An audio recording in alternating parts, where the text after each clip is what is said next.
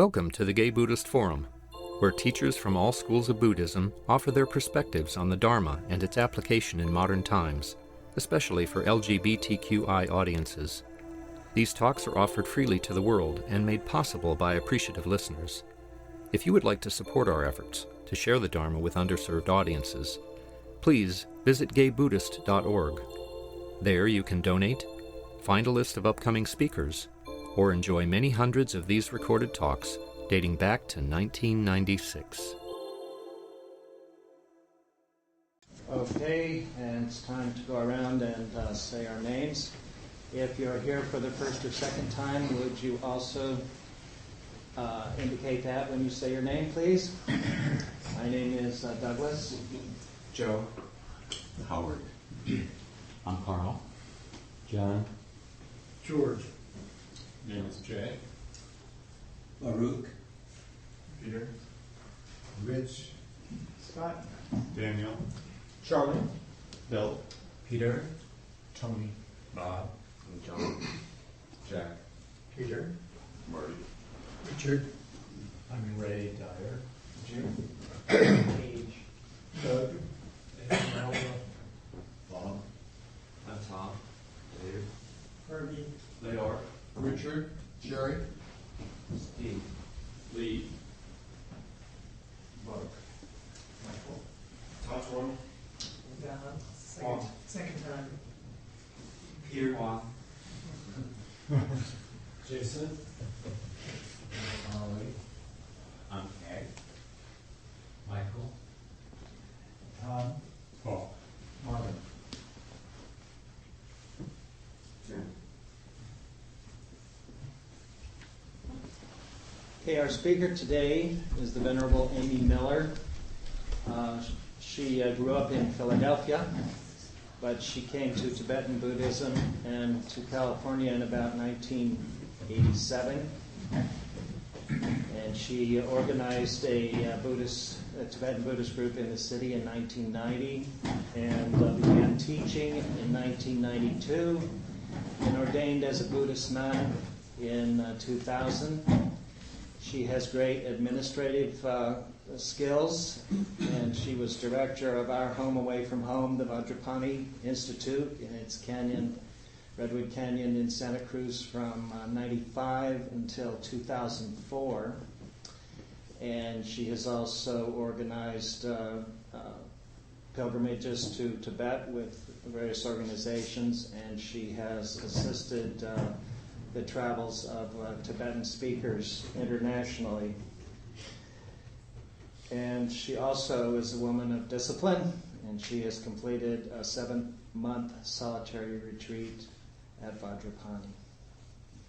Amy? Thank you very much. Thank you very much. I'm delighted to see all of you, and I was a little confused about our location today. And last year I taught on Hartford Street. Some of you are familiar. And I think I was here once before, several years ago. So it's wonderful to see this space. And it's a beautiful space to sit in. So I'm happy to see some of you again that I recognize, and some of you that have been to Vajrapani. So I thought I would talk a little bit today about retreat, because some of you are headed to Vajrapani to do retreat. And certainly if you have questions and things like that. So I'm excited that you are interested in doing retreat. It's one of my favorite things to do.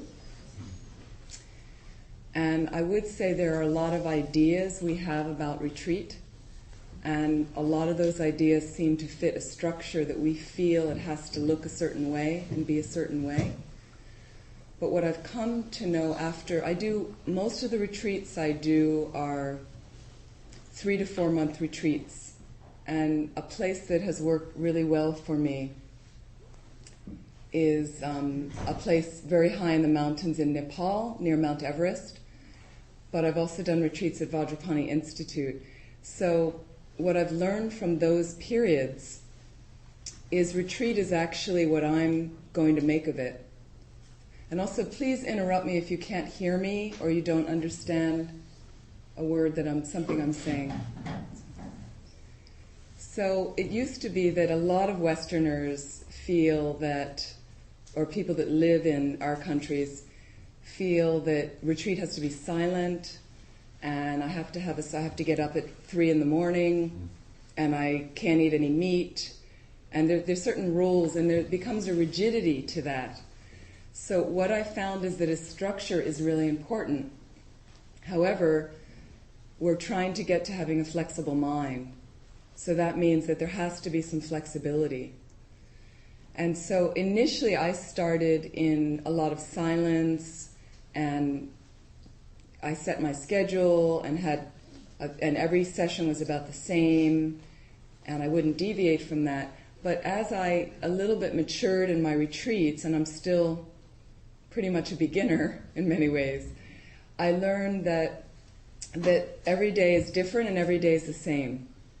You know what I mean by that? That every day there's a structure, and yet my mind, I wake up and my mind could be totally different that day. So there's times now where I adjust. I have the same maybe time for the sessions, but sometimes in the sessions I alternate what I do in the sessions. And sometimes I wake up and I'm prepared to do a very concentrated meditation, but I can see after 15 or 20 minutes that my mind is not cooperating. So it's better for me to back off and say, this isn't working right now. And I'm pushing. And it's better that right now I read this prayer and just sit quietly with that and enjoy that I'm alive and I'm feeling okay today. And then sometimes I find in an afternoon session, when I didn't plan to do a certain meditation, I try it, and suddenly there's a really nice space.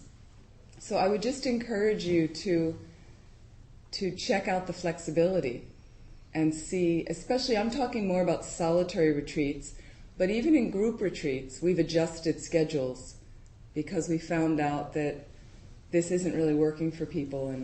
And I know that my understanding is your group, and sometimes I tell a funny story. Some of you remember this. When the first GBF group was booked at Vajrapani, it was I think the year before I was the director. And a close friend of mine was the director. And I think, I'm thinking maybe Daishan Davidson Seri called and phoned. I don't know if some of you know him or remember. Anyway, this man called to our center to book, and he was worried about that it was a gay retreat. He didn't know how that would be received. So he calls the woman at the time who's living with her girlfriend at the center. And he says, well, we're interested in booking a weekend for our group. And she says, great. And our group is men. It's all men, he starts out with. And then she says, okay, great. And he says, well, we're men from San Francisco. We're all men. And she says, okay, great. And then he keeps trying to let her know without specifically saying that we're gay men. So it's so funny. So she, had great gaydar, and she immediately was like, but it's a gay group. So he keeps saying, well, and finally he just blurts out that he doesn't know what to say. And he says, well, we're a gay men's group. And then she's like, oh, great, I live here with my girlfriend, and it's so it was just, and he just had this huge sigh of relief. So it's been wonderful, because ever since then, every September that I could remember, the groups come down, and it's gone through various fluctuations, as a lot of groups do, which is understandable. So it's really been wonderful to meet the different people that have come down. And what on a more traditional level, and I'll also talk more about our individual, what we want in retreat, but just refresh me how long the talk. We like to stop at 11:50 for announcements. Okay. So if you want questions before that. Okay, great. So there's another thing traditionally in, let's say, the Tibetan system of how we like to do retreat, but this also permeates other traditions and other spiritualities. A lot of this is common sense. So the things you want to look at in retreat are you need a conducive place to do practice. And also some people here are probably not ready to do retreat and they're not that interested, but I would encourage you at some time to make a space in your life. It could be that you have a Saturday in your own home and you live in a relatively quiet place and you might just take an afternoon to sit quietly. Retreat is about getting to know your mind. That's really, it's not a big magical mystery tour. It's about getting to know your mind. And I don't mean to sound cliched that it's getting to know yourself and becoming your own best friend, but it is about getting to know yourself better.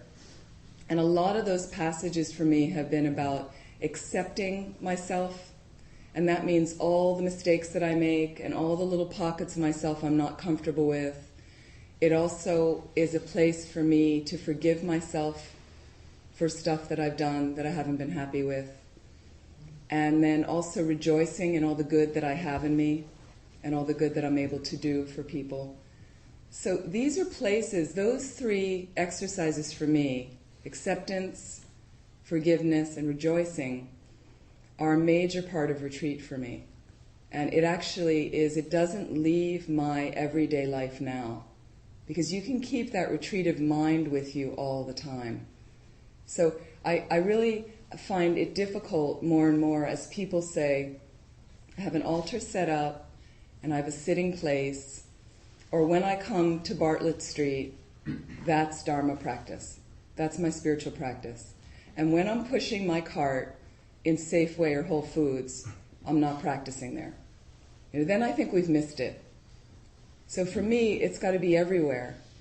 That when you're checking out in Safeway, we have a little Bodhisattva warrior practice when you're at Safeway. How do you practice in the grocery store? I go to the grocery store as a Bodhisattva warrior. I'm not a Bodhisattva yet, but I practice. It's all about practicing the attitude. And that's what retreat gives you more time to do. So like a Bodhisattva warrior goes to the supermarket, I do my shopping, I have my cart, get my shopping. And the other thing you can do when you're shopping is I'm a little bit noticing who's in the aisle with me, because sometimes people need help. The other day I'm in the aisle, there's a man with his young son, and he's stuck in front of the pickles. There's a whole pickle. This is back in Philadelphia where my parents live, and I see the man really stressed. I see the kid in the cart, a little bit stressed, and he's studying, the pickles, and then I come down the aisle, and then he turns to me and he says, "Please, do you know where the pickled beets are?" And I could see that probably his wife had sent him to the store, and he's clueless, like where the pickled beets are, okay? So then I look, and I see that he's just looking at all the pickles, and I said, I think it's canned vegetables. I said, I'm thinking beets are going to be in canned vegetables. Okay, so it's in the same aisle, and we both turn around, canned vegetables, and I said, oh, and there's the beets, and he's so excited, and he, thank you, and then he says to me, my wife thanks you. So there's a lot of people in the store. This is where you get to practice. There's a lot of people in the store that need help. But what I do is I finish the shopping, and then the normal thing you do is you look for the shortest line to check out, right? The cities are busy places, okay? So I check out. So what you do is the guy in front of you is not done yet. You can't unload. So I'm waiting. And so what do you do when you're waiting? Be honest. What do people do when they're waiting? You read the tabloids, right? You read the tabloids, okay? Bodhisattva warriors don't always read the tabloids. So what we do is, what I practice doing is, I'm now in line, I can't unload yet, but what I'm doing is I have a big cart full of stuff. So I'm just going to scan behind me, because there's somebody with one jar of mayonnaise looking for the shortest line. So I'm going to let them go in front of me. Because I love it when I just have eggs and somebody lets me go and I'm in a hurry and I don't feel like waiting behind the woman with all the diapers and the laundry detergent. And so these are kind of things that you practice this, you get used to what I'm supposed to do in retreat, and then when you go out and you're on Muni or you're riding your bicycle, or you're driving in your car, that retreat mind is there with you. It doesn't have to be separate. So we like to separate. We're doing that all the time. I have my spiritual practice, but this weekend I'm going to do retreat. So I prefer to have it all integrated. So some of the conditions on retreat is you'd like to have a conducive place to practice. That means a quiet place. It means a place that's free of distractions. It's also a safe place. That means there are no wild animals there. There are no dangerous people, no environmental toxins, or as little as possible. Things like this, because the mind needs to be rested and not concerned and worried. The safer you feel, that feeling. I think for a gay man to live in the Castro, it's a wonderful feeling because you're free to be who you are. You don't have to hide who you are. So you want that feeling because the mind starts to, I would say, disengage from all the busy noise. And so another thing, when you're getting into retreat, and sometimes on the retreat at Vajrapani, I think it's just a weekend, it's relatively short. So what happens on retreat is a lot of times people get into retreat for a weekend or a week, and there's so much they have to do in their lives to get ready that by the time they get into retreat, they're exhausted, right? So one of the things you want to do is make space. I honestly say this before you go down there for the weekend, even if it's 1 or 2 hours, to rest yourself. If you need to take a nap, if you need to go to bed early the night before, whatever you need to do is plan the time so you're not running right up until you get into the car and drive down. The drive down there from here is perfect also, because it's, you might take 280, and you go through the trees and you start to unwind. Some people may choose to go down the coast like that, but it allows you time. But if there's time before that to have a little bit of a break, it's really, really helpful. I have gone into the 7-month retreat I did. I had 2 weeks at the beginning, and I had just finished being the director of the center and trained a new director and totally getting out of that position. So the first 2 weeks, I just allowed myself to rest without formal sessions. Because my body, I couldn't meditate until my nervous system was rested and disengaged. Because you find what happens is you get into retreat and you're like, okay, I have 2 days, and you're pushing, but there's no rest in here so that the meditation can come organically. Does that make sense? So I would encourage, I know with 2 days or 3 days, there isn't a lot of time, but just find sometimes I like time on retreat to just space out. Meaning I'm just sitting in a chair looking out the window. I'm not reading. I'm not writing anything. and it might be 5 or 10 minutes to just kind of look around at the trees. Vajrapani is a great place to do that. Just look at the birds and without anything. I'm not talking to anyone. I'm not walking anywhere. Some of you might rent the retreat cabins and they have little chairs on the deck and it's perfect. So I find that really helpful. That's not a waste of time. And retreats are different. You may have a retreat. I've done retreats with absolutely no other activity other than meditation, other than watching my mind and building mindfulness.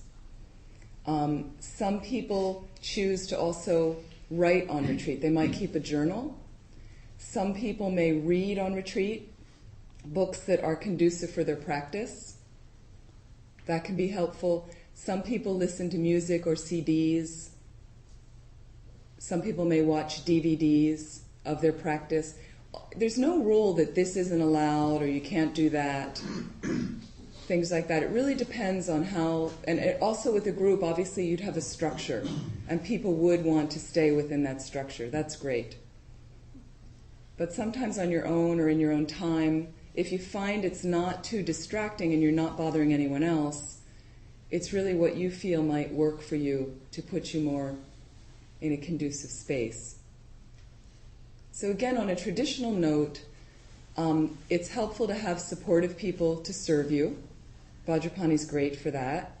They serve vegetarian food that is very healthy, well thought out, things like that. And it's nice. It's actually located at the fork of two creeks. And apparently for retreat centers, that's supposed to be the ideal location. I can't remember the specific reason. Maybe some people know of why having two water sources. But I've also found for myself, I don't like to be too close to rushing water because I find that sometimes too noisy for me. But some people love the ocean, to meditate by the ocean or a river. Some people find that really soothing. For me, sometimes it depends on the type of river and the type of water, like that, by waterfalls or things. So again, it's important for you as you develop to do retreats more, maybe on your own or with other groups, is I would experiment with different situations, different centers, and again, different places that you like. You know, I happen to find the mountains tends to be, a higher elevation tends to work better for me. I was just joking with a friend of mine recently. We went to Crestone, Colorado. I don't know if anyone's been there. It's a fantastic place in, I think, southwestern Colorado. And I was teaching out there, and this friend drove me down there. There are a number of spiritual centers there. And it looks a bit to me like the Lhasa Valley 20-some years ago. It's a big, sprawling, open space. It's beautiful. So I said to her, 8,200 feet is about the elevation. And I said to her, oh, this is my optimum meditation altitude. and she was laughing, you know, and she's like, I can't believe you know that. You know, so some people find high elevation is great. Some people find they want to go to the ocean. And what I would say also is I have friends that have been spending years and years and years trying to find the perfect retreat space. And they're running around the globe, and nothing is perfect anymore in this world. It just isn't. So sometimes I've found like you just get as close as you can get to what works. And if you need earplugs, use earplugs. And the world is getting more and more populated, so the noise issue is becoming louder and louder. So you do the best you can do and find something that works and just sit down and do it. Because our lives, I look around at the ages of a lot of people in here, probably around my age, a little bit older, and we're running out of time. So we just have to kind of get started now and not waste the time.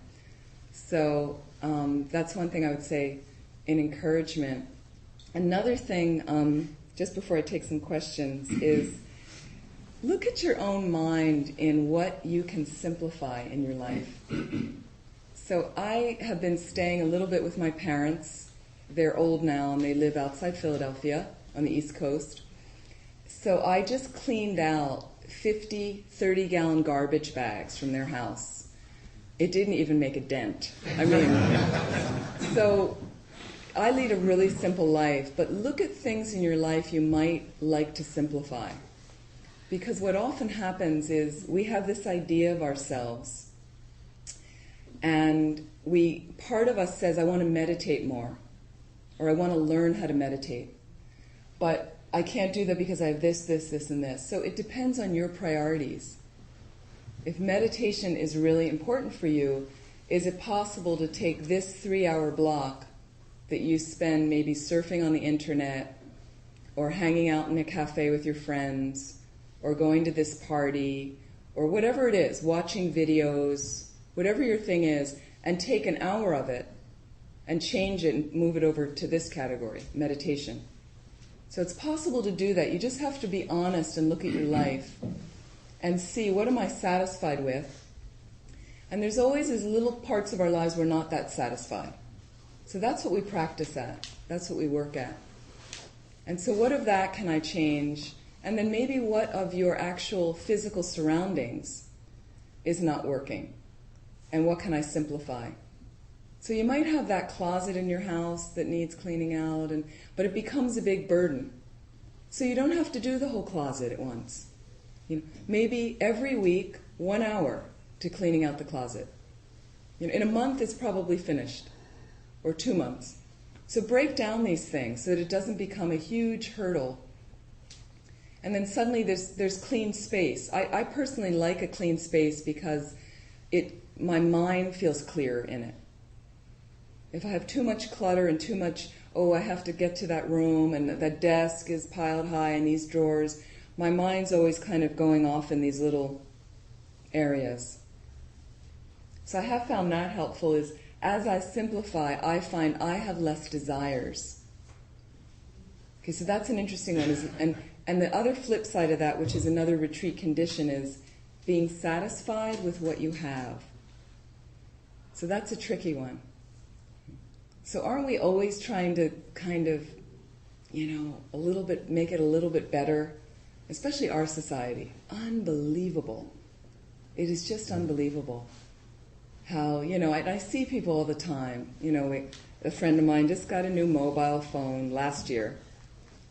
And now now they invented something new.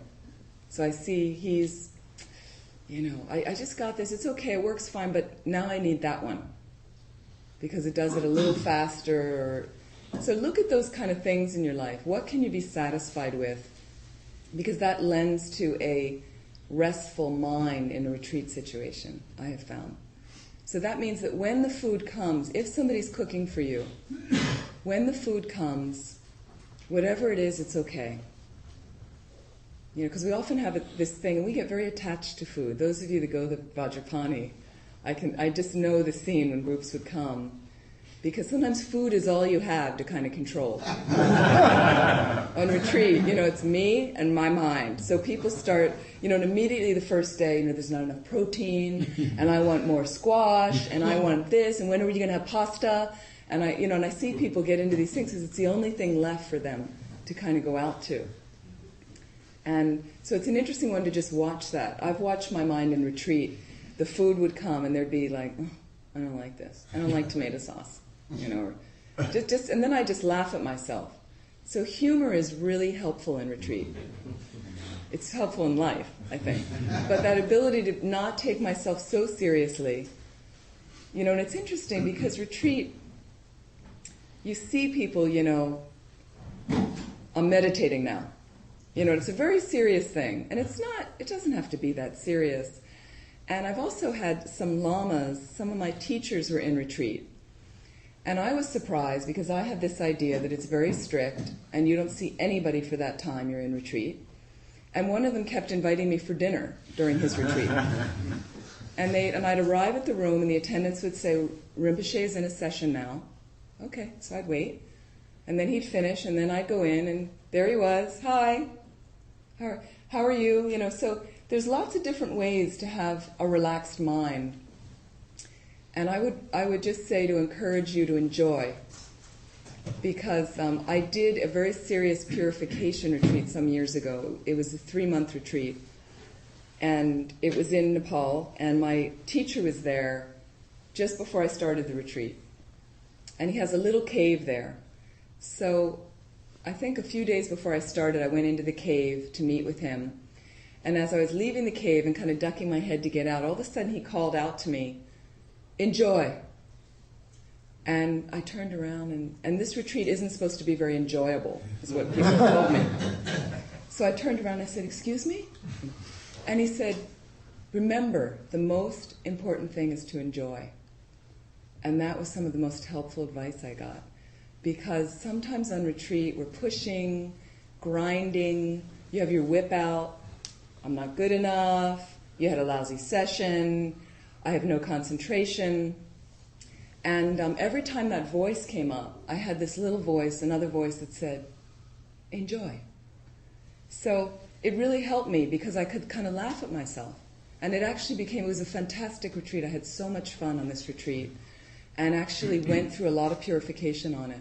And it's always taught me since then to relax and enjoy, to have that space that my mind is in, and then I find the meditation works a lot better.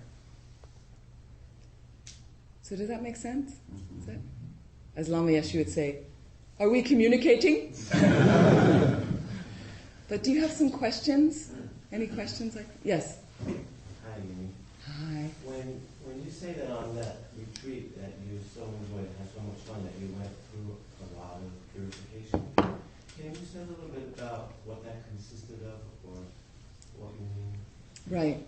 So the retreat I was doing was called Vajrasattva, and it's a Tibetan practice predominantly where I'm visualizing a deity and I'm reciting a 100-syllable mantra 100,000 times. It takes about 2 to 3 months.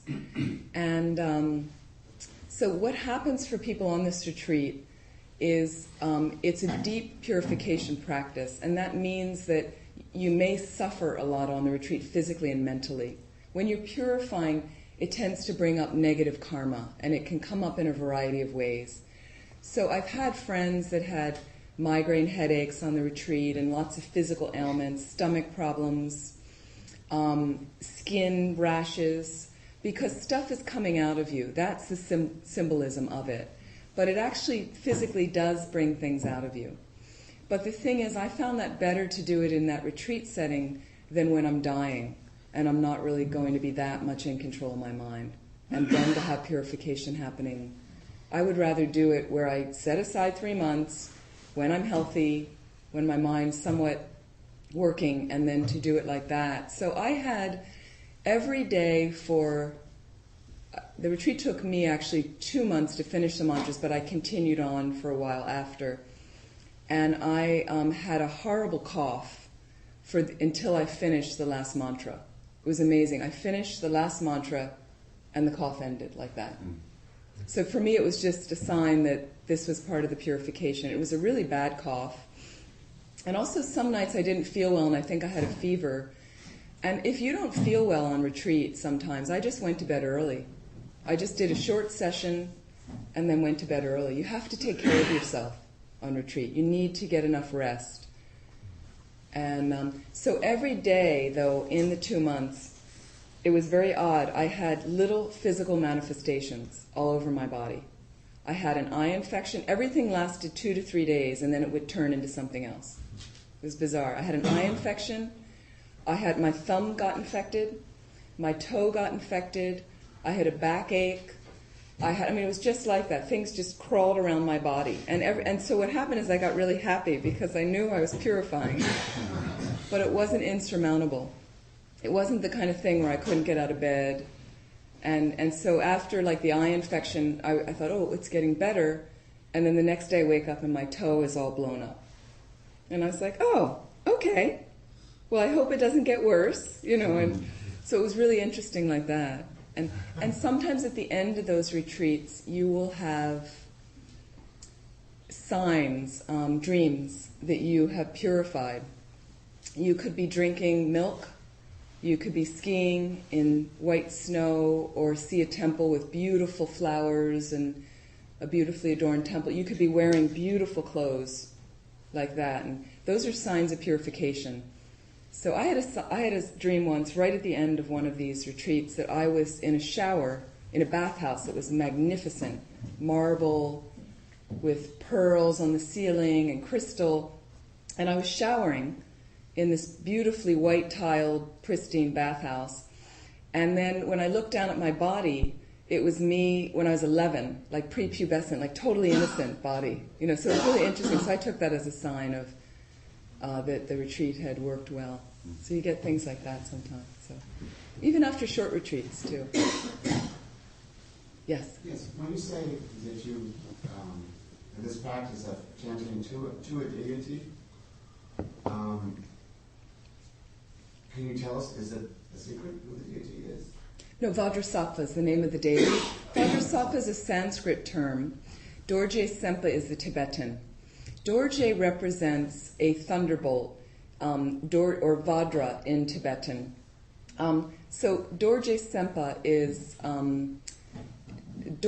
the diamond heart indestructible means you need to get enlightened, that represents basically bodhicitta. And Vajrasattva holds a dorje, a vajra, in his right hand and a bell in the left hand that represents wisdom, which is the view you want to have to get enlightened.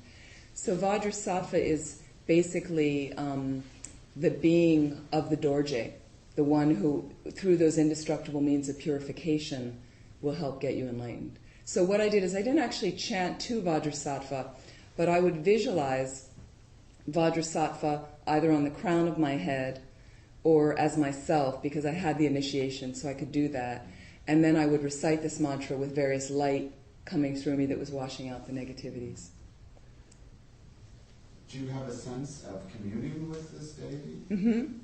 Very much so when I was doing it. But I also had at the same time completely distracted mind. So it's not like I'm any holy being that, the mind is just in the pinball machine. And so I would try to build concentration, but at times I'd be totally off the object. And then I would just, my meditation would be bringing the mind back to the visualization with Vajrasattva.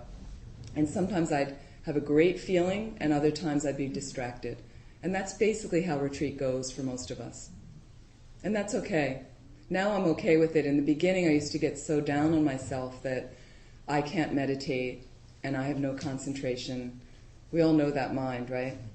And that's just meditation. Meditation is bringing the mind back to presence. Like that. Yeah, Lee.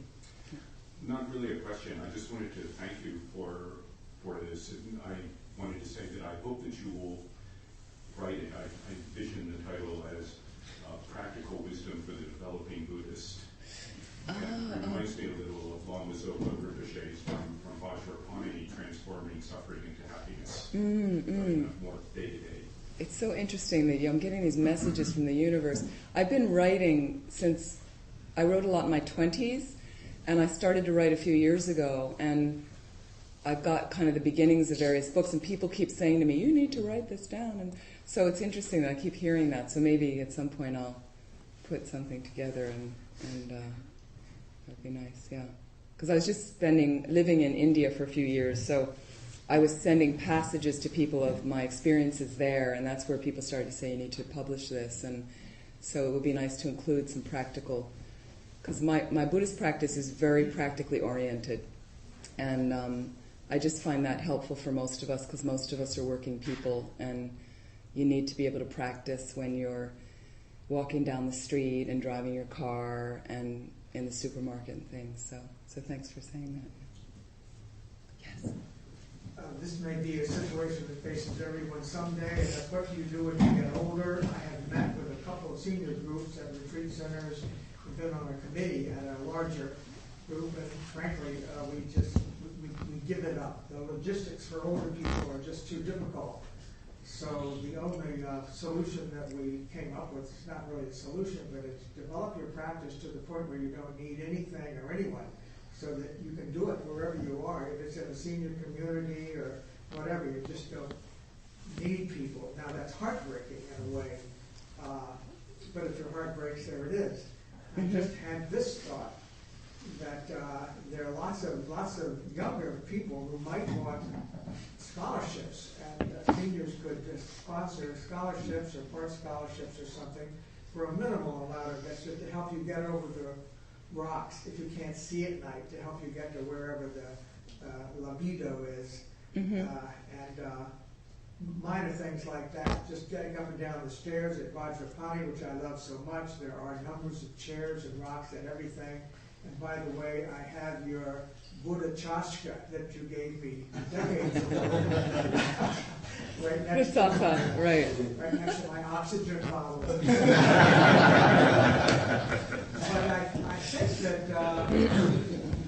I think that many people are just afraid of thinking what's going to happen to them when they get old. My God, I'm not enlightened then, I won't be enlightened then. What can I do? Well, of course, there's a part of you that's always enlightened. That's one. Two, and you can get in touch with whatever, and you can develop a certain number of friends. But if anyone comes up with any idea about what seniors might be able to do in connection with retreat centers so that it's good for the retreat centers and helps them, I would certainly appreciate knowing about it, because if meditation gives you a longer life, then... I mean, one thing that could happen is setting up your own home site so that you can make that, because that's most of the places that people may want to die, let's say, in the future. But to set that up like your own sanctuary, and because then you can take care of the things like steps and bathrooms and things like that. And one of the things I'm really interested in doing, because we're all aging, and I look a bit younger than I am, but I do feel at this point that gravity is just sucking me into the ground.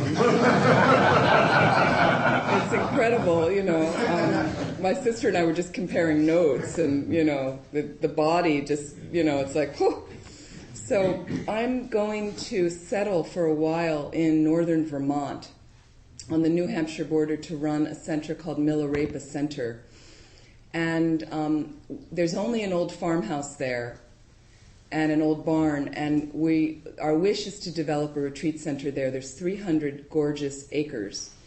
And the place really does not have any money or anything. So one of my plans on the list of all the things I have is that I want to make the buildings, everything designed for wheelchairs and anybody, senior, whatever, because I'd like to have some sort of facility there would be retreat cabins there where people will do certain meditations that have chronic illnesses. So those retreat cabins will need to be totally outfitted for people that are not mobile. And in addition, I'd like to have a facility, or part of that be for older practitioners, monks, nuns, and practitioners for growing old, like that. So that's one of the things I'm really interested in, and doing it in as self-sustaining way as possible, because Vermont's very interested in that. And I've met some groups there already that help you use local materials and resources.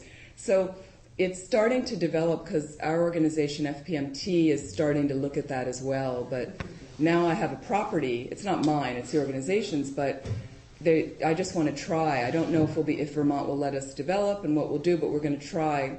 And that's one of my main focuses, is everything needs to be designed for that. The So, Chen Center here is have a meeting next week with seniors on the same topic. So Great. It's nice to see that it's developing in many places. because there's a friend I have in Berkeley who works specifically with those issues. So she's actually got a resource of the administrative level of what's available for seniors, you know, meaning funding and things like that, healthcare. And then she's also got all the resources of how, when you want to build something, what are all the specifications and the ramps and the size of the doors and the beds and the toilets and showers and everything. So we've been in contact, and we've already done, because she works with some kind of senior, I can't remember, for years she's done this, some kind of senior agency that she's researched all these things. So I think it's really essential that we start putting those things together. So unfortunately there isn't anything I can point to now and say there it is, but hopefully in a few years we could get some of these buildings developed and things like that. So, yes. Thank you for coming and addressing this, because I think the recording of your talk will probably serve as a great introduction for anyone before they go on any retreat in the future. So, thank you. Question: you mentioned that when you were on your purification retreat, it's something you would rather do before you reach your death. And then you also alluded earlier to, time is running out, we should do this now. And it makes me wonder what you feel are the benefits, maybe that's not the right word, the benefit, the goal, or, what is the outcome that the average person would be looking for in retreat? What's the purpose of going on retreat? Why is there this urgency that we should embrace it?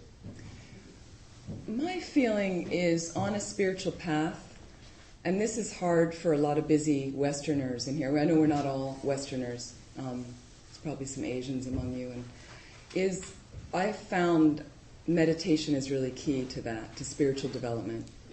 So meditation in some ways would require some sort of retreative atmosphere. What retreat really is retreat from your delusions. So what I mean by that is I need time to look at my mind to see how it works in certain settings.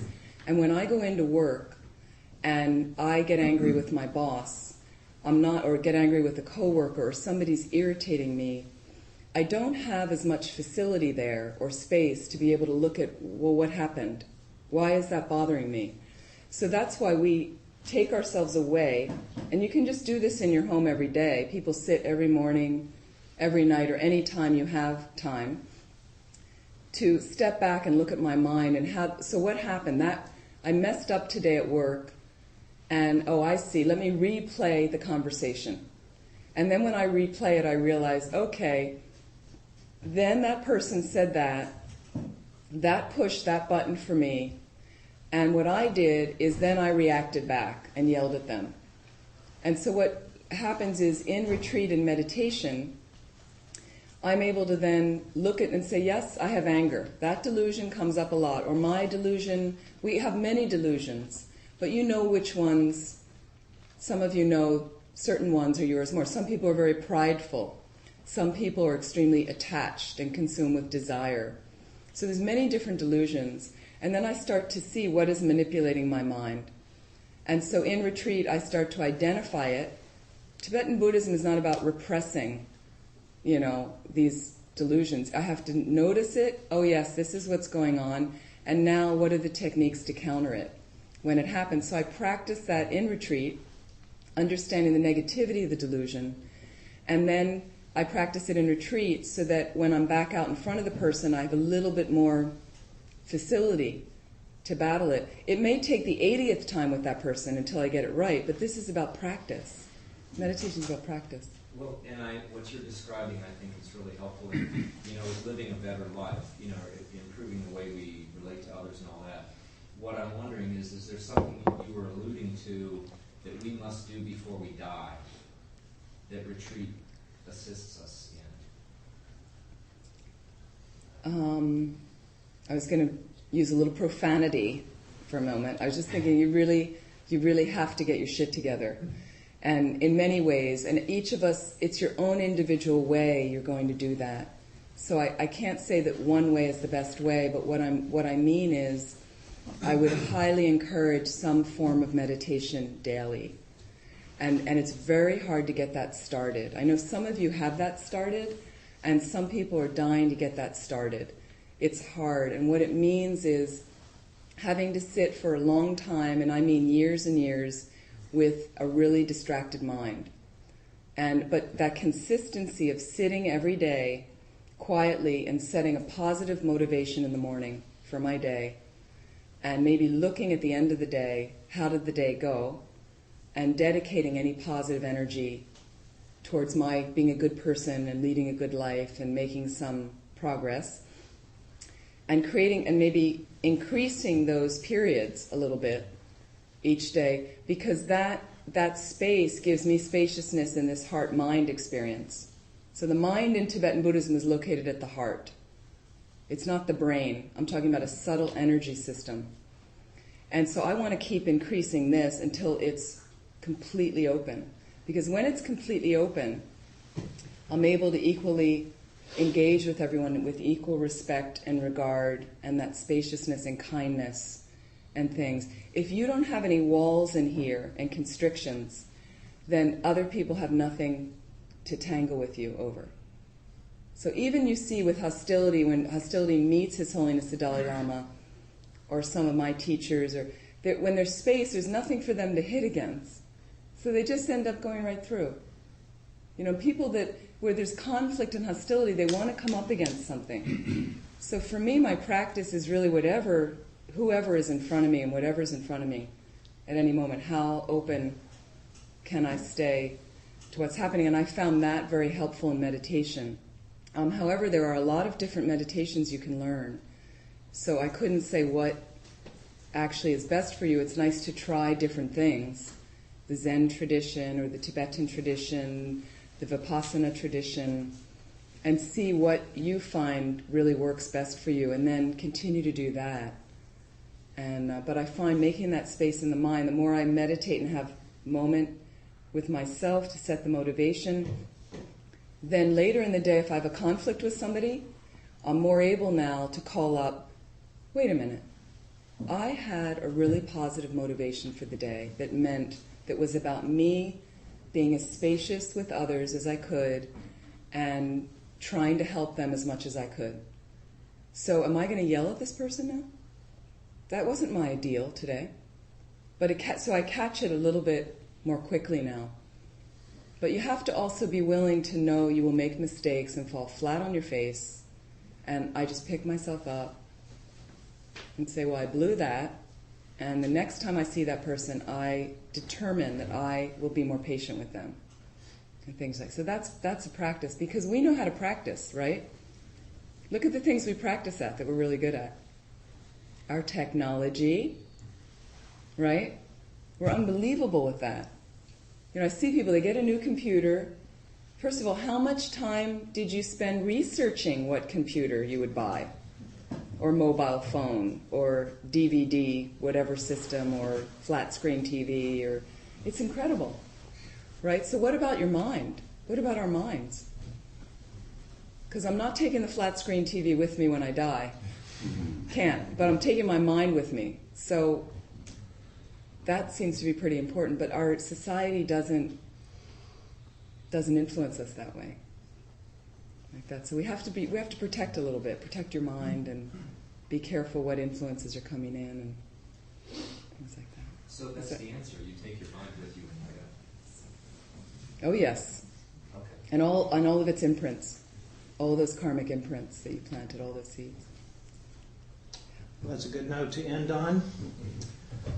Thank you, Amy. And by some strange cosmic coincidence, our host today is also from Philadelphia. We met in high school.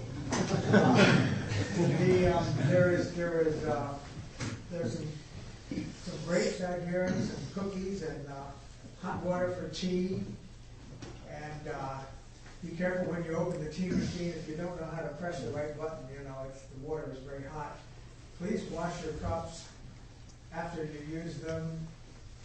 And there's a Dana bowl. We partly survive on Dana, and the typical figure that we give is $5 to $8. But please feel free to whatever meets your own personal requirements.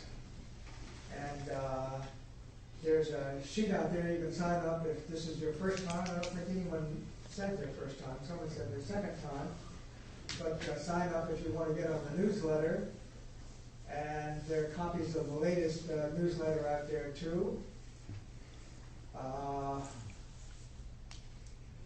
And let's see. I think that's it, right? Lunch. A group meets for lunch. Sometimes just hang out around the front. And when people come out there and look hungry and look like they want to go together, they'll get together and go to one of the places. And that's my mentor down there. Right, he's going to make me do it again. So thank you for being here. Too. Are there any other announcements, Carl? Yeah, well, I was also born and raised in Philadelphia. Oh my God! That's not my announcement,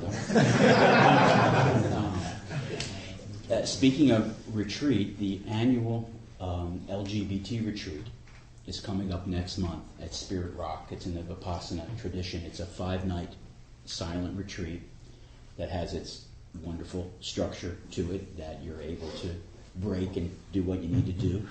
But it's taught by two of our gay meditation teachers, Arena Weissman and Larry Yang, and it is a beautifully conducive space for retreat practice. The Spirit Rock hills and land is incredible, and it will be beautiful in mid-October, October 17th to the 22nd, and it's 5 nights, and the food is tremendous, and the facilities where we stay are very, very comfortable and Spartan, but beautiful, and the meditation hall is incredible. And it's obviously the people and the teachings that are really what it's all about, and that's very special as well. So if anybody wants to deepen their practice in the safety of a lesbian and gay community that has been retreating together for, I think, more than a dozen years, this is an opportunity. It's a sliding scale for payment, and there are even some scholarships. And so spiritrock.org is the website.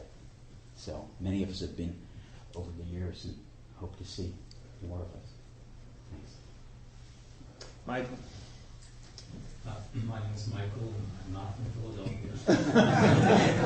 But not far. But not far. The registration deadline for our own retreat at Vajrapani is tomorrow, and basically we're full. But if you are still interested, talk to me and may be able to squeeze in 1 or 2 more. Yes. Rainbow Symphony concert this coming Saturday night at San Francisco Conservatory of Music, 8 p.m. Howard? Yeah, my name is Howard, and I have been to Philadelphia. Passed through. And just to remind all of us that GBF is an all-volunteer Sangha, and we're always welcoming and looking for members of the Sangha who are ready and willing and joyfully ready to serve in the life of the Sangha. And if that call for service is ringing in your heart and soul, talk to me and a number of others in the Sangha who will help direct your gift into service here in the Sangha. I'm Jerry, I'm your speaker coordinator, and thank you, Amy, for coming. Appreciate it. And next week we're going to, and my roommate and my neighbor next door are both from Philadelphia. Next week will be Joe Weston, who is a Tibetan student, and he lives here in the Bay Area, but he's been a corporate trainer in Holland, and he's going to kind of talk to us about our power, how Buddhists can still have power in their lives and they can say no. But there's a way he will teach us how to say that. Yeah. Seems like San Francisco should be considered the city of brotherly love. This is a short-term volunteer request for the newsletter. It's procedural, and this is the easiest volunteer thing at all ever. I think every other month we send out the newsletter, and 3 weeks from today, September 28th, I'm going to be gone on vacation. I just organize the mailing, and this is a volunteer opportunity of 2 hours. No more commitment than that. So if anybody could fill in for me, please tag me afterwards. Thanks. Yes, a reminder that our talks are available on the internet at the GBF website, gaybuddhist.org. Okay, we'll have our closing circle. Could you do a dedication of merit for us?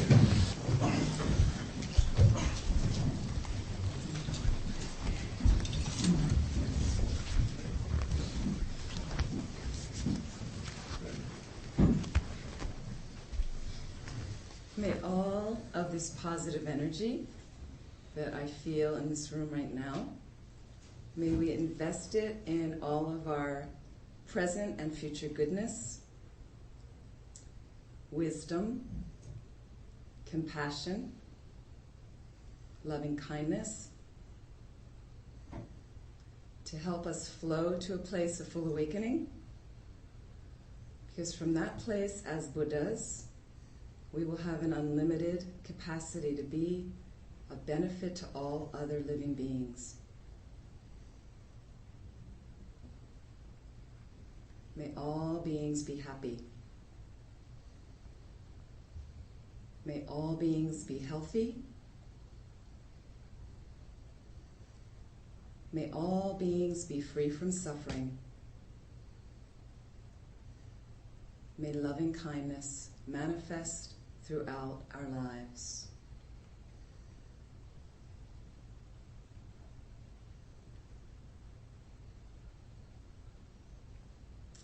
Thank you very much.